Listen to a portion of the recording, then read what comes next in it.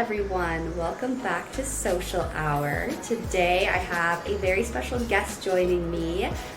We've actually been connected for a few years now. We're quite good friends. So I've been waiting for her to come on the podcast and finally we're making it happen. But this is Miss Shanda Wright. She is an online income coach, just like an entrepreneur, badass woman, author now, speaker. She basically does it all, so we're going to have some really good chats today. She has an awesome story she's going to be sharing. But yeah, I'm very excited because I feel like, Shanda, you're so good at kind of tapping into people's, inner best selves, I guess you could say. You're just very intuitive, and I think you're going to have a lot of value to share with my audience today. So, hello, introduce yourself. Hello, good to see you, gorgeous. I'm so happy to be here. Yes, it's kind of crazy because we met by just mutual friends, and all of us are doing this entrepreneurial online business building, navigating it for our own selves. And so I think it's super cool that obviously we're here celebrating both of those things together. It makes me so happy. Me too. I'm very excited. So where I want to start is kind of with your story. And a lot of people might be shocked by this if they see your Instagram or, they see you just killing it. But a few years ago, you were working in a beige cubicle. And now you're living in Panama in a mansion and at the pool working, insane. So tell us, how did this go down? How does Shanda graduates high school? This is what she thinks her life is going to look like. Was it what you thought it is now? How did you go from A to B? A to Z, really. I love that. Okay, well, I'm going to go a little bit earlier because I really think that some people are just entrepreneurs. They just have that figure it out kind of attitude. You had a lemonade stand growing up, right? That sort of behavior. So I was 9 years old when I started my first business. I was selling Avon door to door. So yeah, it's I just wanted a bike. It really wasn't this big enlightened process. It was I want a bike. I need money. How do I get money? And my best friend's mom sold Avon at the time. So I started my first business that way. I grew up in Canada on Vancouver Island. So shoveling snow for money, mowing lawns, babysitting, that kind of stuff. It was absolutely incredible to be able to kind of play that out at a young age. And then through high school, I really kind of bought the good job, buy a house kind of story. So when I graduated, I actually, within 12 months of graduating, got a job selling photocopiers to accountants and lawyers and that sort of thing. It was a very grown-up job. I wore my mom's suits to work. It was I was playing grown-up. And I used to always make jokes about this playing grown-up thing. And then what happened for me is I was about 20 years old and I was in a really bad car accident. I was stopped, he was going 100, I was rear-ended, and it kind of took me out physically. And what it made me realize was that my job wasn't going to be there for me. My job didn't have my back. It was now I was just a pain in the butt because of all this paperwork. So it really helped me prioritize living life, wanting to have the best life. And then right before that, my mom was in a car accident and she could never work again. So she was 45 and she never, she couldn't make another dollar. She couldn't go out into the workforce because of her injuries.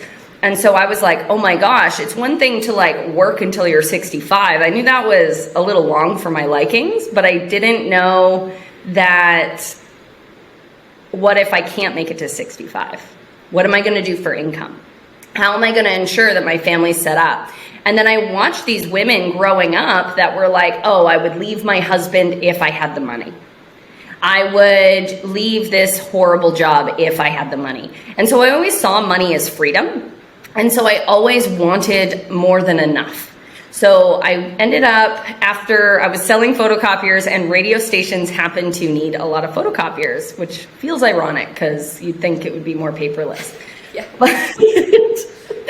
But yeah, I ended up going to the radio station to sell them a photocopier, and they're like, do you want to sell radio advertising? And my boss was really like verbally abusive. He loved to yell and scream as a motivational tactic, and that just wasn't my jam.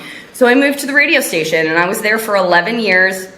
And it was super cool at the beginning because, you know, working for Jim Pattison back in the day, they used to have this sense of ownership, and everyone was very entrepreneurial. And in fact, almost everyone I started working with back then now has a business. So whether that's voiceover business or it's contracting work, voice acting, some of them actually have little garden shops. And so it was very much an entrepreneurial space where you had full reign to kind of go and create the income, the lifestyle, etc. that you wanted. And then as Jim Pattison aged, it got more and more corporate. It had to, right? We couldn't have different phone plans at every office. We couldn't, you know, it just became more corporate, and that wasn't really in alignment with my heart. And I did all the right things, right? I had this good job. So what did I do? I went and bought a house with my car accident money. And then I bought another house. And then I bought another house. And so I had all these rentals. I had all these properties. I had, you know, this income stream that was like guaranteed retirement until I started looking back. And I went to this Tony Robbins event, and Phil Town was speaking. And Phil Town was specifically speaking about the markets and how the financial markets were overinflated. Here are the indicators that we're ready for recession, that we're ready for correction. And then when I studied history, I saw that interest rates can go up. I saw that, you know, necessarily owning a rental wasn't secure. And so I started looking for other streams of income. And ironically, the place where I ended up meeting my now business partner, mentor, coach, person that changed my life, the person that made sure that we were introduced, crazy to think how much has changed since I met Melanie Greeno. But it was actually my personal trainer tricked me into a presentation she was doing in my hometown.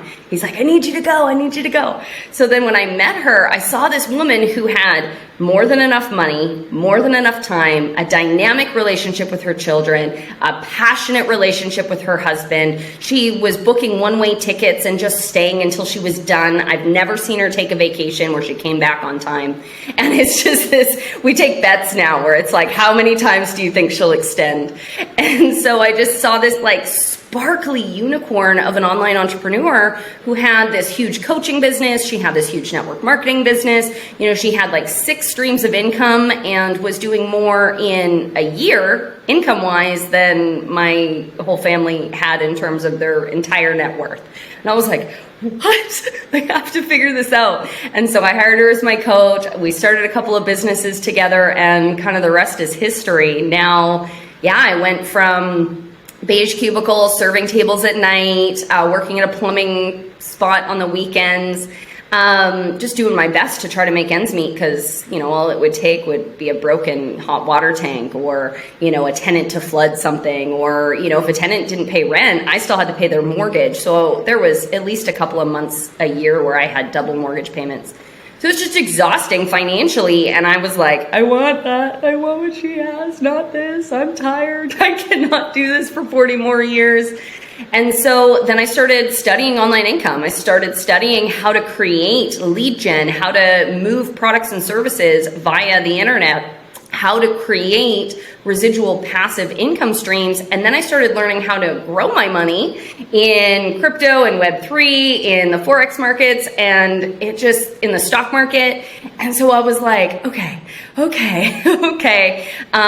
There's a lot better options out there. And so it's been this crazy journey now since, 2017. I've been able to pay off over $1 million in debt, start multiple businesses. Some failed, some succeeded. Now I'm living in Panama and been able to really buy back my time. And so I specialize in helping other women do the same thing. You know, whether you want to do a tech business online, like e-commerce or trading or something that doesn't require sales and marketing, or you want to build a coaching business or sell services or products, lead gen, organic content creation, you know, personal branding, that kind of stuff. It's so much. And even just sales, like teaching people how to close deals, how to build rapport on sales calls, and how to really solve problems in the marketplace. It's so much fun. I swear, it's like I work just as much, but it doesn't feel the same because, like you said, I'm by a pool half the time. So it's It's way better.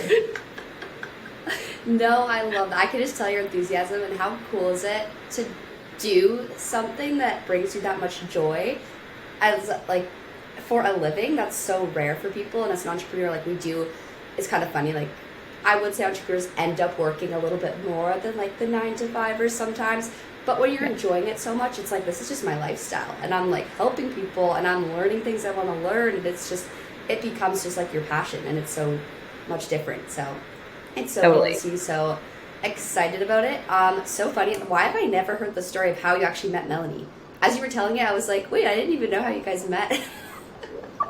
Yeah, I was tricked into it. I was literally on my way to the gym, and he's like, no, I'll give you a free class if you go here. And I was broke. So I was like, free personal training, sign me up. And yeah, it was hilarious. And then I kind of got into this like negotiation with her. I was like, well, why is your product the best? Why? Tell me your success stories. Why is this unique? And I like put her through the ringer. It was hilarious. That's classic. That is classic. For those that, just for some context, so Melanie Greeno, who's Shanda's, mentor turned business partner now, which is amazing. She was like a really close family friend growing up, like at my house every single day. And I feel like I learned a lot from Melanie as well growing up, just like entrepreneur wise. Having Melanie around is always gonna obviously push you to like think at new levels. So, when I was like a 12-year-old sponge, being around her was like huge. And now it's so cool that you guys are working together, and you guys are just the best business partners. It's so cool to see. Another thing I wanted to say, going back to kind of the beginning of your story, it's funny how you mentioned that with your car accident or your mother's car accident, you kind of realized how having these regular jobs was not secure at all, which I think is the biggest thing people are scared of when starting a business, when being an entrepreneur, is like, oh, but that security is gone. My, paycheck and my pension or my whatever, the security that people think comes along with a 9-to-5 or a corporate job actually, in a funny way, doesn't really exist. And you actually create more freedom and security for yourself as an entrepreneur building a business, if done right, of course. So yeah, that's kind of a funny thing, and you could touch on that too if you have anything else to add. Just about like common fears people have, but really it's just kind of a mindset switch. Yeah, that was the interesting thing, is it made me realize that I was just a number. And then I was there for 11 years, guys. Like literally I watched people who were fundamental in our process get replaced like that, and people didn't even know who they were. And I was like, everyone was replaceable in this cog of a machine. And it just made me realize, like, wait a second. First of all, of course, I have to perform here. But second of all, like, everyone was replaceable. And of course, as a corporation, you want that. You don't want to have a key player that, like, even the CEO, like Jim Pattison himself, like the richest guy in Canada, created a succession plan so that he wasn't required for his business to succeed. When he was in his 80s making a 100-year business plan, that's the kind of like, that's success, right? A business that works for you whether or not you're there and has systems that are in place. So it wasn't personal, it was just true. And what I realized, and I can tell you right now, I've worked, I have over 50 ways that, we promote people making money online or from home. I've helped people make multiple different styles of income streams. I've worked in multiple different industries. The cool thing about being in the service side, like radio and photocopiers, is you get to work with all these entrepreneurs in other industries. So I've personally worked with over 500 small business owners on growing their business and decreasing their expenses. So I have this like really cool sample size of what it's like to run a business. And what I can tell you is the reason that most small businesses fail, and the reason that people don't see business as success or as secure, is, in my opinion, because they focus on the money it brings them, or they focus on their passions. When you actually solve problems in the marketplace and you have the skill set of delivering that, like Kelsey, you'll always forever be able to make fire content. Like you understand how to create dynamic content that converts for different business owners. And it doesn't matter what the platform is. It doesn't matter how that scales. You have that skill set, and that skill set can't be taken from you. A job, a position, a paycheck, they can all be taken from you. And even investing, you can have millions of dollars in the markets and there can be a company that gets wiped out, or there can be a project that goes sideways, and it can still not be secure. And so there's no amount of squirreling money away or having a specific title. Like, there's robots doing surgery in China. Like, if doctors aren't secure jobs, like, you know. So the way that I look at it is that, you know, when I realized that no one person, and it's funny because that's actually Melanie's story too. You know, she was at the welfare office, homeless because of domestic violence, and they treated her like garbage. And she's like, no one will ever have control of my finances again but me. And so I made the same decision in that season of dealing with the car accident and seeing how my company handled it. But I didn't know how.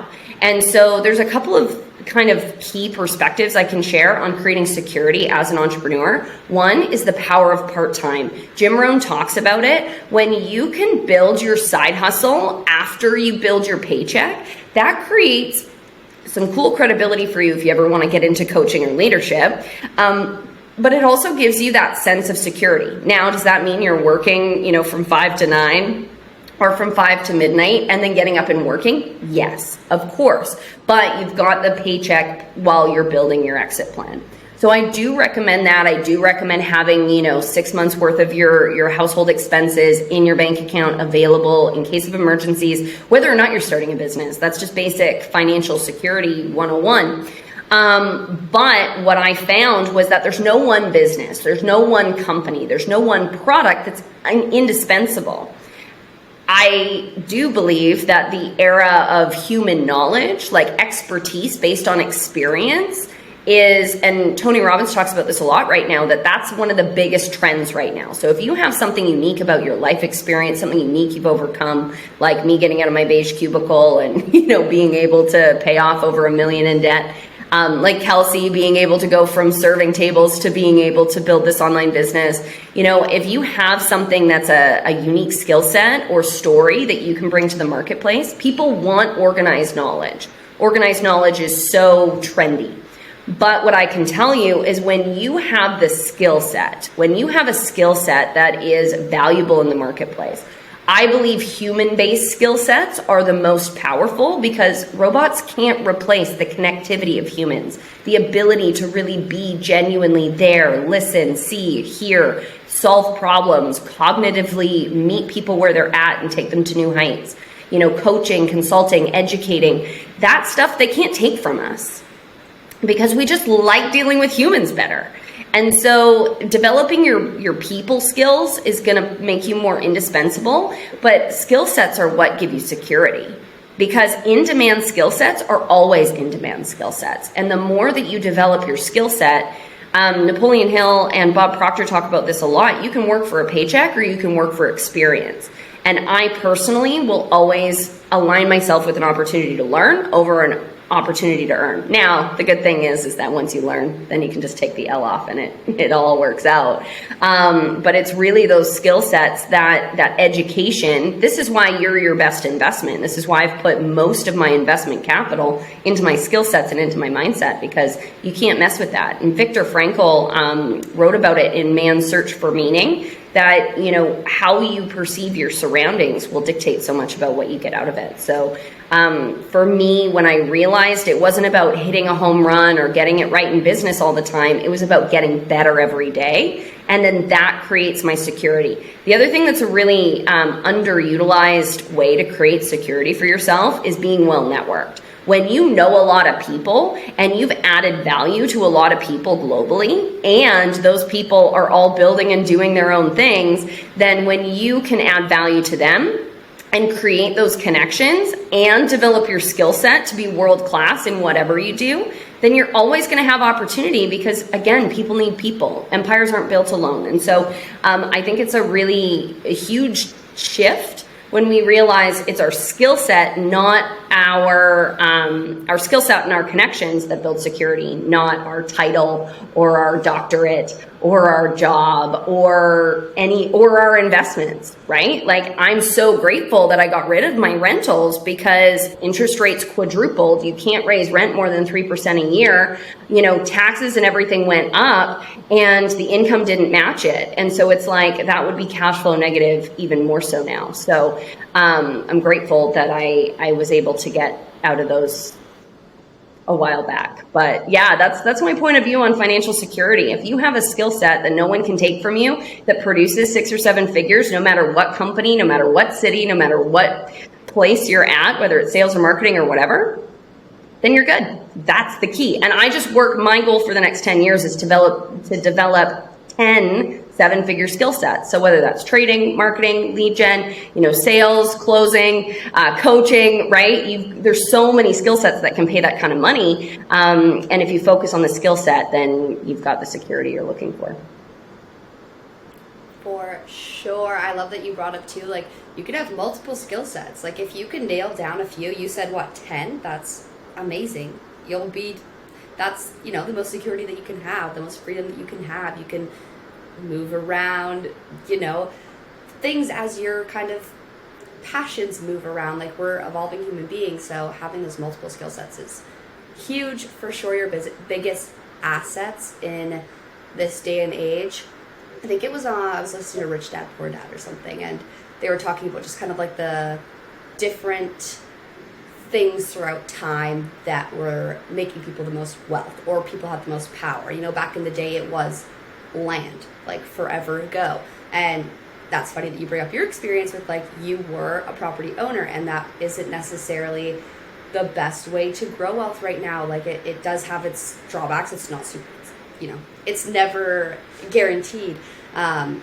And then in the industrial age, it was like, if you have, the industrial skills, or, something new, something revolutionary, that was kind of the big shift there. And then it was to information, and information was worth a lot. And now I think the new thing, like you said, is like these skill sets that can't really be taken from us, because there's a lot of skill sets that can be taken from us. As you were mentioning, like, even doctors, like, guys, there's robots, there's AI, there's all of these things. And I honestly think it's beautiful. Like, I think a lot of people, this is maybe a controversial opinion, a lot of people think it's this awful thing that we're getting replaced with robots.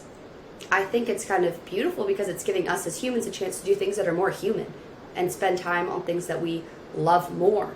With the internet, with the opportunities that we have in 2023, I mean, it is about time that robots take over these labor-intensive jobs, these jobs that don't fill us up, these cubicle jobs that just make people depressed. Like, why do we need humans to do that? We should be able to do things that make us feel good, and that we as humans are good at communicating with people, giving information, that kind of thing. So, art, I think there is things that can't be replaced, and it's things that humans were more meant to do. So I'm honestly kind of excited to see this shift. And I mean, we're already having employment shortages throughout, like, every industry, basically, especially with young people. And, the boomers like to say that young people don't want to work these days. But I think that it's not that we don't want to work. We're working. We're just doing what we want to do because we can. Why would somebody who's 19 years old go put themselves into debt going to university, doing a job that they hate, where they're not ever going to make more than $50,000 a year, if they could go start a podcast about their favorite band and make $60,000? Like, it's not like every single person's going to hop on the internet and become a millionaire influencer person, but there's so much opportunity. I mean, there's people that are making 6 figures copywriting, just ghostwriting blogs or emails, or doing live streams on Twitch of them playing video games. Like, there's all of these things that is just completely unheard of in the past that we have now. Why would we not be taking advantage of that? There's so much opportunity. So yeah, just to kind of touch on, jobs are getting replaced, and you can kind of choose to look at it in 2 ways. One, you can be angry about it and try to fight it, which, if we look at the history of the earth, you're not going to win. You cannot fight evolution or innovation. It's not going to happen. The second choice could be to lean into it and be like, okay, what skill set can I develop? What, thing can I do, or what business can I build to make sure that I'm safe and I'm secure and I can have freedom and I can create this life that I want to live. And I like that you brought up networking too, because that's something that I've definitely learned in my entrepreneurship journey, is that you can do so much more if you have a community of people with you that you've connected with and that you've helped, or, just connected with in any way. So building up that network too, like if you feel like you have no idea how to even start learning a skill set or start a business, number one thing I would do is start to build up your network of people. If you're around people that are doing things differently than normal people, you are inevitably going to start doing that too. And I think that's exactly what happened to Shonda. You got introduced to Melanie and you were like, this is a whole new world. And then you started getting introduced to all the other people. And then all of a sudden you're in the room with these people every day. Your mind is expanding. You live with them now. So that's like an ongoing mastermind. Of course, you're going to grow and learn and keep evolving. I think that's so cool. My next kind of question for you is, what do you think is, I'm going to say the most toxic, not toxic, but I don't know, the biggest kind of like limiting belief that people are kind of shoved at a young age into adulthood, like kind of belief that holds them back, that they've just been taught is, this is how the world works? Yeah, that's interesting. I think it depends on the demographic and what part of the world you're in. A little. Because a lot of people are just doing whatever their parents did, right? And so we're looking at our parents as this benchmark of what success is, when the truth is, most of you didn't grow up with your parents at home, right? You didn't get to have your parents at every soccer game or every dance recital. And the ones of you who did you get to have the financial freedom of being able to build family memories on vacation, of being able to, have new clothes every time you outgrow them? Because that wasn't my reality. And so there's a little bit of that, like, I need to just do what I've always seen, right? The lack of vision, I think, is a challenge. But I'm finding that rarer and rarer. A lot of us saw the sacrifices our parents made and we're like, I don't want to do that. I don't want to work that long to retire with that little and do that much. Like, I'm not here for that, right? I'll flip stuff on eBay before I'll do that, right? I'll take pretty pictures and, build an online following and somehow monetize it. So, typically there's the ones that are open to it, right? So I would say the masses are still just kind of zombies. I call them non-player characters. They're just kind of showing up and going through the motions. That guy on Jumanji who's like, welcome to Jumanji. And he like says the same thing over and over again. Just because that's what he's been programmed to do. So I feel like that's most people. And is definitely, deciding to do something different. I'm from a small town. I never saw anyone do what I'm doing. Leave, build an online business, travel the world, do that kind of stuff, help other people, build a global brand. Kelsey, you were one of the first people that I ever met who's like, I want to be in Forbes. Like, period. That's not how you were necessarily raised. I mean, you were, because you were around Melanie and, personal development, but also like, you'll be the first one to do that in your family. So, there are those who are breaking the mold. And so I'm going to speak to that because, the not breaking the mold one is definitely more common. But the people who are desiring for more, there's, I would say, two biggest traps or mistakes or limiting beliefs that they run into. And one is that they're not good enough. So the comparison of them against other people, whether it's how they look, whether it's, what their skill set looks like, whether it's, where they come from, whether it's whatever, it's a sense of self-worth, and that they feel like they need to feel excellent before they execute. And the truth is that you pushing your limits is really the key to finding out what you're capable of. And trying a bunch of new things is more important than, getting it right the first time. And so that concept of like being explorative and being willing to fail, it's the biggest thing I see, is that people expect to be good at stuff they've never done. And so when they face a little bit of rejection, a little bit of failure, a little bit of challenge, then they think there's something wrong with them, and that disqualifies them from whatever it is that they desire. And I had this coach that put this so perfectly, that opened this in my mind. She said, an eagle doesn't desire to run, and a cheetah doesn't desire to fly. So remember that your desires are built based on your design. Anything that's in your heart is for you. You're made for it.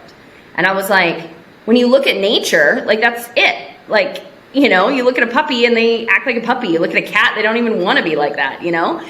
So it just made me kind of own the desires of my heart are for me kind of concept. And so believing that you have it in you, and just finding the right mentor, finding the right skill set, finding the right person to learn from is really, really the key. And that's why I didn't decide to pigeonhole my business in being this like, I'm going to teach you how to do exactly what I do. I have lots of people I coach that build income streams that I don't build, but I happen to know where the resources are. I happen to know where the coaches are. I happen to know, you know, what's missing for them.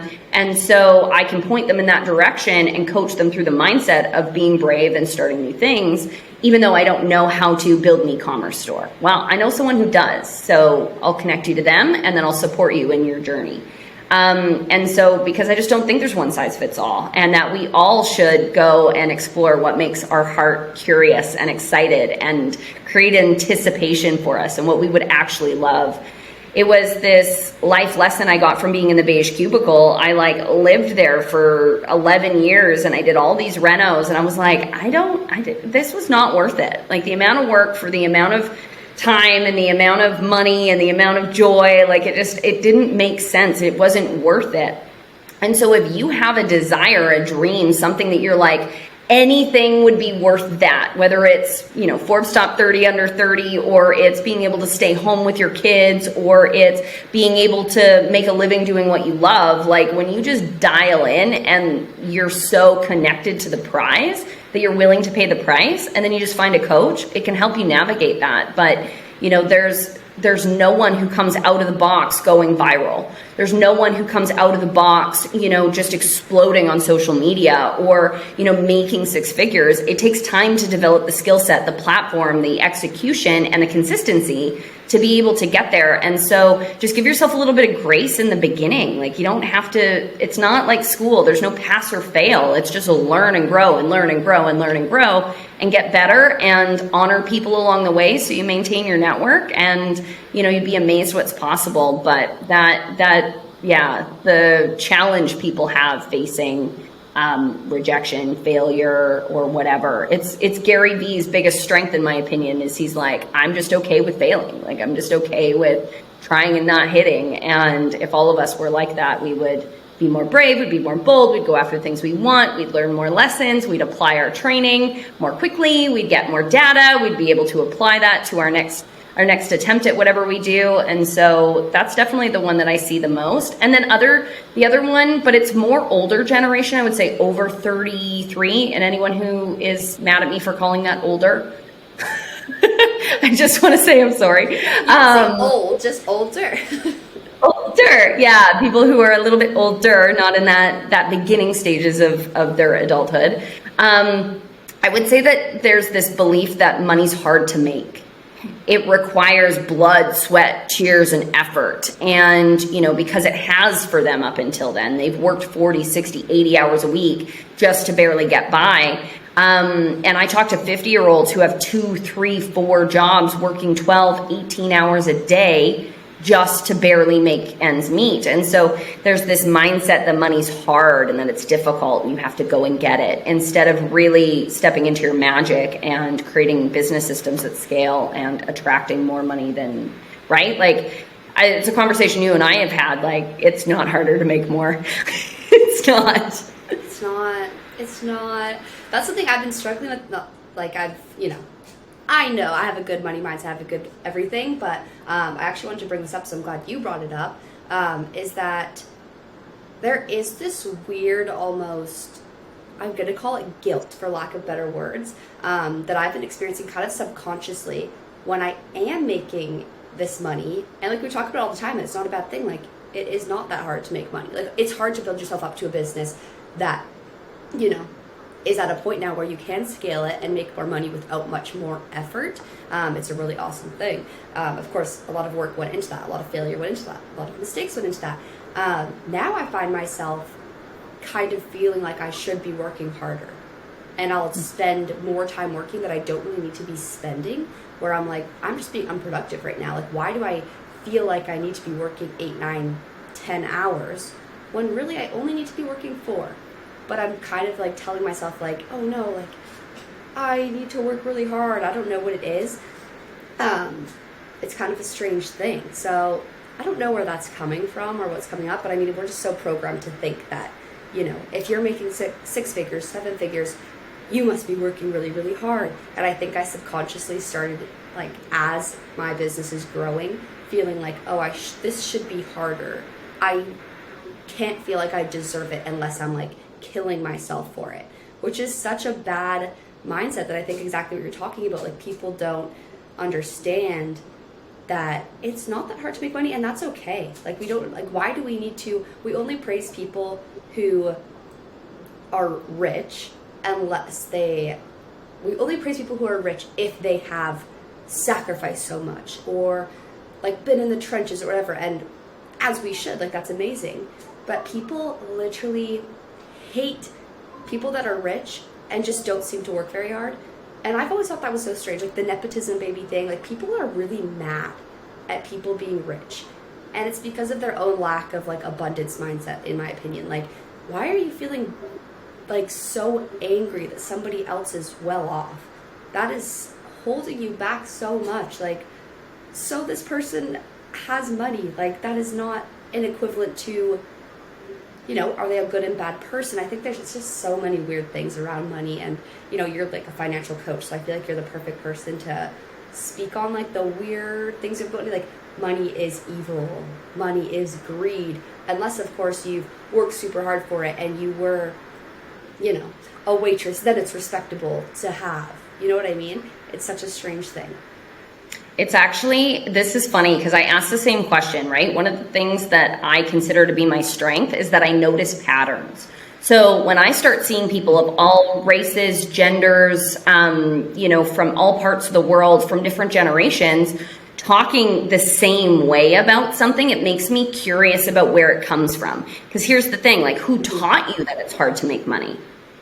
Right? That was something we were taught. That's no child. Have you ever seen a toddler want something from a store? They're like, give me the money for that thing. Like, there's this sound on TikTok right now that's, totally don't get it. No, they don't get it, of course. So at some point, someone taught us. And so for me, you know, I work with mostly women, and I do this on purpose because I started with a trading education company. I'm an affiliate for them. They teach people how to invest and grow their money. And for me, when I started doing these events, it was like 90% men. And I looked at Melanie and we were like, we don't normally attract this many dudes. Like, it was a really weird, from all of our life experience, all our marketing experience, it was like, where are the women? And we realized that there was a stigma around money with women. And so for me, I've started really looking at, because I analyze pros and cons of different styles of income streams all the time. And so I've given this a lot of thought, and I think about, where did we learn it? Well, there's 2 things. One is the successful people are greedy, right? But think about the typical corporate dynamic. When you have a business, a conglomerate, a company, your goal is to make as much money as possible off of your customers and pay your employees as little as possible. It's called profit margin. So of course, we are going to, because either we're the customer or we're the employee. We've never had that dynamic. And so it's about taking as much as you can from the people that help you build your business as possible, and giving them as little as possible. That's the actual tangible dynamic, which is why I love affiliate marketing. I love commission roles. I love, you know, contract work, because then it's, this job is worth this much, and it's not this game of how much can I get for how little can I give. And so there's that dynamic that is being undone by this online space with, people being able, like, think about the radio. I used to work at a radio station. And like, when you think about the royalties that the artists get, and you look at the production companies and what they take from these artists, like, the whole world up until very recently was set up for creators of, whether it's a product or a service or a piece of art, to give the creator as little as possible, charge the consumer as much as possible, and then the corporate person or the people at the top to take all the money. So it makes perfect sense to me that we're going to have that judgment around it, because that's the way society was set up. And then it was 1920 women could vote. We were property before that. So the idea that women especially are not taught financial literacy, 67% of impoverished seniors are women, and 50% of those women were not in poverty prior to their husband's passing. I have a lady I'm working with right now. She was widowed. She had, 2 young kids. She started her online business. She scaled it to make more money than she ever has. Now she's learning how to trade. She's in her 60s, and she's done crazy things in her trading account just because she wanted to secure her own retirement. And I'm like, just blown away. But this concept of like, hey, yeah, my house was paid off when my husband passed, but my income went in half, and I have kids I have to show up for, and now what am I going to do if I wasn't the breadwinner? And so understanding that as women, like, I remember my first car, I took it in for an oil change, and there was something that they needed, there was like a recall on it or something, and they told me to go get my husband or my dad so they could tell him what was going on. And like, my mom in the 80s needed a cosigner who was male to open a bank account. Like, we were not taught or groomed to understand how money works, and to feel like it's ours, to feel like we deserve it, or to feel like we can create it, to feel like we can attract it. And so when I look back at these last 100 years of what women have been groomed to believe is their birthright, and when I look at how money's been moved traditionally, it makes perfect sense. But when I have a personal policy. I call it win, win, win. I need everyone to win. I want everyone who works with me as a client to make a ton of money. I want anyone who sends me referrals or who sells my programs to make a lot of money. And I want to make a lot of money. And so we're all making money from the same transaction. So it's a value add to the world. And Think and Grow Rich says that, I will not embark. It's one of the power statements they put towards building your self-image is about, only taking on things that are for the greater good. But that just wasn't the industrial age. That wasn't what it was about. And so we have to kind of draw a line in the sand and decide, like, this ends with me. And our mothers paved this way for us to have this space, to have a voice in the business place. But we need to take up that space. And that's the challenge. That's the reason there's still a wage gap, is because we haven't been taught to take what's ours and to step into that and just say, no, I can be rich. I can be wealthy. And money just makes you more of what you already are. So for me, I'm like, great, I'm going to rescue 286,000 children from sex trafficking. That's one of my lifelong goals. Now that's going to cost $100 million, and I'm okay with that. I really am excited about that goal. It gets me out of bed in the morning, and it'll probably take me to my last breath. But that being said, not everyone would do that with money. So if you've got a good heart, I think it's your moral obligation to go out there and create wealth, because you can't help poor people by being one of them. You can't build housing that is going to set people up for success. You can't create programs. You can't donate to hospitals. You can't rescue people from slavery if you don't have the capital. And so for me, I had to shift, and instead of trying to negotiate with the poverty that was how women have been raised, and negotiate with this they take, I give energy, I just said, okay, I forgive you. That's the past, not anymore. And so when I shifted that mindset of like, it's my responsibility to go get the money, because what they're going to do with it may or may not be good, but what I will be, and then helping other people do the same thing. It's totally, and it's normal, and it's a part of the process. And it's why I always like to sit in rooms where my financial goals are adorable, Like, I was on a training call with one of my coaches the other day, and he's like, oh, I don't sell anything that's under $5,000. No, it's just, no, I'm not going to do that. I prefer 100,000 plus. I'm like, okay. I like that number. That's crazy. That's like the bare minimum.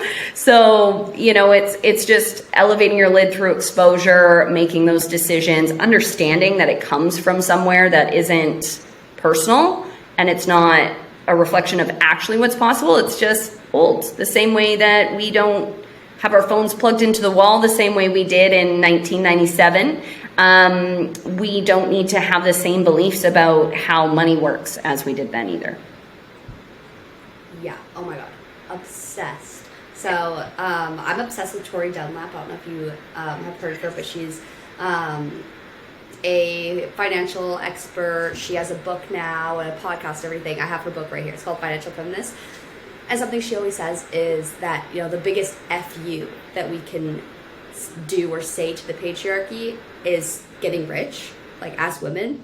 And I think that's like, you hit the nail on the head. Like, the way that we can help each other and change the world and everything is getting rich and not having guilt about it and not being like, ooh, am I greedy for wanting money? I see that so much where, you know, even talking about money with like other girlfriends I have, they're like, you know, it's like kind of like a bad taste. Like, oh, you want money? Like, you would admit that you want money? I'm like, yes, of course. Like you were saying before, like that's helping women get out of these toxic marriages or situations or jobs. Like, of course you should want money and you can do so much with that. Like, it's incredible. So I think we're moving towards a different narrative when it comes to finances or wanting it. I don't think, and especially in women, that's why, although, and you touched on how just kind of interesting it is when you're in a room full of men and you're like, where are the girls? I've been in situations like that too, for sure. And there's like one other woman there and I'm like, hey, what's going on? Where are we? Like, what is this? But I actually, and I always want there to be more women in the room. That's one of my biggest goals. Like, my agency is women ran. I purposely work with women and hire women. It's something I really believe in. But there's something really cool about spending a lot of time in rooms that are male dominated, because men have this amazing just like audacity, which sometimes it's an awful thing. But in business, I think it's super inspiring. Like, that business coach you were just talking about, he's probably male, I'm guessing. And he's like, yeah, no, I'm just going to sell things that are over $100,000. It's like, women aren't really programmed to think like that. We're programmed to be like, it's okay. No, I won't do that to somebody. Like, you know, I'll give all of myself and not expect anything in return. Where it's like, no, I'm worth $100,000. I'm going to do that. And it's actually funny. Our mutual person, Melanie, that's something I think that really, like, one of my favorite things about her is that she's kind of like a man in that way, where she's like, she's such a feminine, amazing woman, but she has that audacity that's like so inspiring to see in a woman. And that's something that I try to pick up on when I'm around men, because like, women are meant for, we have it in us. We just need to stop feeling this weird guilt, or that we should always be giving more than we're taking, or never expect anything for ourselves. Like, it's okay to be selfish, because at the end of the day, if you're creating wealth and being quote unquote selfish, what is that doing for your family, for your life, for your happiness, for future generations, for everybody? There's no bad repercussion to gaining money, unless you're doing it in a very awful way, which I don't recommend. But like, no, I'm talking about those amazing business, right? And it's something, literally, Think and Grow Rich is one of those books that I've read and continue to, but it says you literally, so one of the biggest human mistakes we can make, or one of the bad habits that keeps people from success, is the habit of wanting something for nothing. And so if you're willing to go out into the marketplace and give value, you should be getting money in return. And if you do give to someone and don't expect something in return, first of all, they're going to take it less seriously. Look, I've paid crazy money for coaching, and I promise the more expensive it is, the more likely I am to show up. Like, for real. And like, I show up and I pay attention and I pick their brains and I get the best of it when it's, you know, a $100,000 mastermind versus a $15 thing that I took online. And it could be the exact same content. I take it more seriously when it's more expensive. And what I can tell you is that you're not going to get wealthy unless you add value in the marketplace. You have to give something of value. And so when you know what that's why when I was setting my goals this year, I was like, okay, so I know how much I want to make. I know how many programs it means I need to sell. I know what that means for my volume. I know what that means for my marketing, but what is the result? Like, what am I giving to these customers? What's my goal that I can align with their goals? Because that's like, I get out of bed for impact. Like, I want to help people. And so I was like, in 2023, during a recession, in inflation, crazy economy, I want to help 100 women create $100,000 in results. So whether that's net worth or that's income, it doesn't really matter to me. But like that kind of excitement, it's like, now I have no problem taking your credit card because I know that you could be one of those 100. And like, if you could be one of those 100, then I can make that difference. But unless I take your credit card, you're not going to take it seriously. And I can't really help you to the best of my ability. And so when I align my impact to taking the credit card, it makes me realize that, you know, sales is just an exchange of value. Money is just a measuring stick for how much value you've created in the world and how much impact you're creating. And taking that and receiving it is actually a really beautiful experience, and celebrating it. I have a celebration ritual every time I get paid. I'm like, I donate to rescuing kids from sex trafficking, and I just like have this gratitude moment that I have this abundance and this overflow, and then I'm so grateful that I can pay all my bills. Oh my gosh, I've gone through seasons where that wasn't possible. So just like this huge gratitude, this huge celebration, and it's just this beautiful, like, you know, we have a mutual friend, Kelsey, Brianna, and she is the funnest person to give to because she so graciously receives.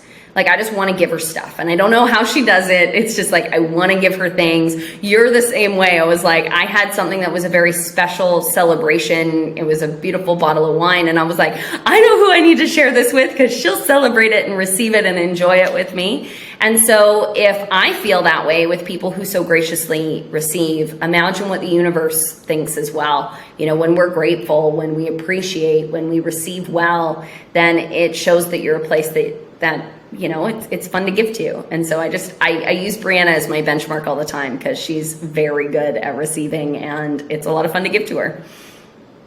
What advice do you have for other young women, as a successful young entrepreneur yourself?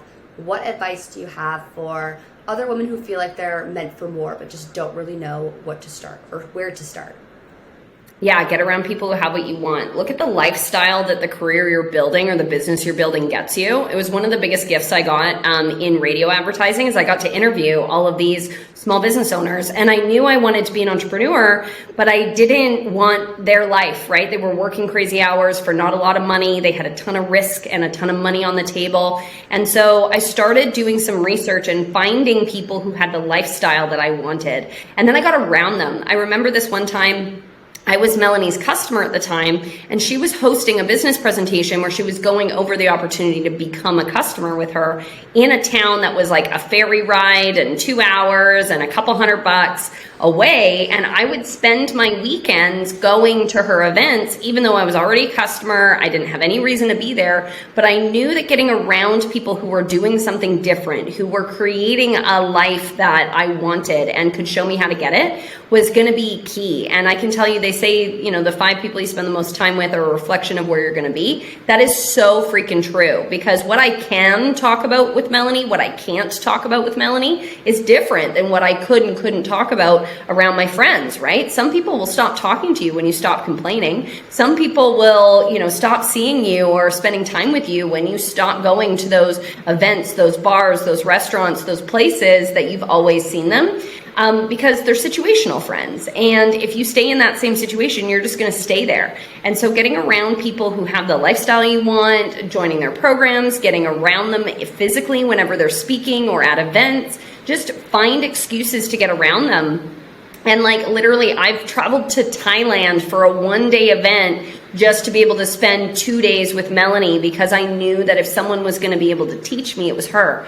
And it wasn't so much the teaching, it was the mindset. It's the way that they problem solve. It's how they look at things. It's how they correct their attitude. You know, the little things that you'll pick up on. And so just create proximity. You know, I spent a few years using all of my vacation time to get into rooms with people like Tony Robbins, Danny Johnson, Grant Cardone. I mean, just Ed Milet, Alex Morton. You know, those are the sorts of people who have what you want. If there's a speaking event that they're attending or one that they're speaking at, get to it. If they're hosting a mastermind, join it. Pay for their coaching. Just find people who have what you want, get around them as much as possible, and you'll start seeing the world differently, because they just think things are normal that maybe you don't. And then it can start that exposure process. It can start that belief process, because, you know, most of them are really not that special. And I know, Kelsey, like, you're special, but you're just a person who went after her dreams. And I'm not special. I'm just a person who went after my dreams. Well, we're no more special than you guys, okay? So we're just as special as you. And so you have something beautiful to give to the world. The desires in your heart are for you. Get around people who are going to speak life into that and encourage you. I've never had someone try to talk me out of what I was doing that was more successful than me. So get around people. You know, Kelsey and I always talk about getting into the rooms where we have the least experience and the lowest net worth. And I can tell you those are the most profitable rooms to be in. It's hard to feel dumb and broke, I have to admit.